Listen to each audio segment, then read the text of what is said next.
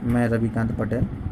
आज की कक्षा में आप लोगों को अभाज्य संख्याओं के बारे में और अभाज्य गुणनखंड कैसे किए जाते हैं इस विषय में बताऊंगा। आप लोग अपनी कॉपी और पेन रखकर सामने बैठें और ध्यान से समझें। अभाज्य संख्याएं वे संख्याएं जिनके केवल दो गुणनखंड हों, एक और स्वयं की संख्या, उन्हें अभाज्य संख्याएं कहते हैं।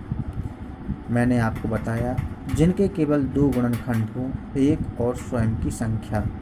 हमारे कहने का मतलब ऐसी संख्या जिनमें केवल दो संख्याओं का ही भाग जाता है, एक का और स्वयं की संख्या। स्वयं की मतलब खुद की संख्या, जो संख्या है वही उसका भाग जाता है, वे अभाज्य संख्याएं कहलाती हैं।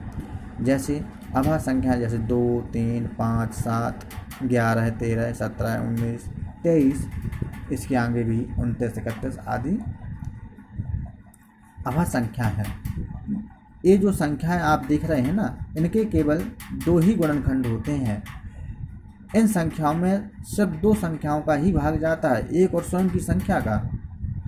इसके अलावा अन्य किसी संख्या का भाग इन संख्याओं में नहीं जाता है। सबसे छोटी अभाज्य संख्या हमारी 2 होती है। यह आपसे पूछा भी जाएगा, कोई भी पूछ सकता है कि सबसे छोटी अभाज्य संख्या कौन सी है, तो आपको उत्तर देना है सबसे छोटी अभाज्य संख्या 2 है। आप लोगों को अभाज्य संख्याएं समझ में आ गई होंगी। अब हम अभाज्य गुणनखंड कैसे किए जाते हैं उसके बारे में समझेंगे। जैसे मान लीजिए कोई संख्या दी हुई है, मान लीजिए 30 संख्या दी हुई है, तो 30 के हमें अभाज्य गुणनखंड करना है। तो 30 को हम इस तरह लिख लेंगे। पहले सबसे छोटी संख्या का हमें भाग देना है। मान लीजिए हमारा 2 का भाग इसमें चला जाता है, तो हम 2 का भाग दे दीजिए। 2 का भाग नहीं जाता है तो इसके ऊपर 3 है, 3 का भाग दे के देखेंगे है। अगर 3 का नहीं जाता है तो इसके ऊपर 5 का देखेंगे, है ना। तो सबसे छोटी संख्या हमारी 2 है, तो 2 का भाग इसमें चला जाता है तो हम 2 का भाग देंगे। 2 का भाग हमने 30 में दिया, 15 बार चला गया। अब 15 में फिर सबसे छोटी संख्या का देना है, तो 2 का हमने ट्राई किया लेकिन 2 का भाग नहीं जाता है। 3 का, तो 5 से 15, 3 का चला जाता है, हमने 3 का भाग दे दिया। अब 5 में भी 2 का नहीं जाता है। अब इसके बाद आगे की देखिए हमने 3 का भी नहीं जाता है, तो हमने और आगे का देखा, 5 देखा, 5 का भाग इसमें चला जाता है, हमने 5 का दे दिया। ठीक है।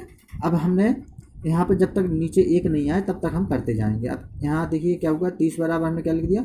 अब जिन संख्याओं को भाग दिया ना, गुणा रूप में लिख लेंगे, 2 × 3 × 5। तो हमारी 30 के अभाज्य गुणनखंड कौन कौन से हुए, 2, 3 और 5।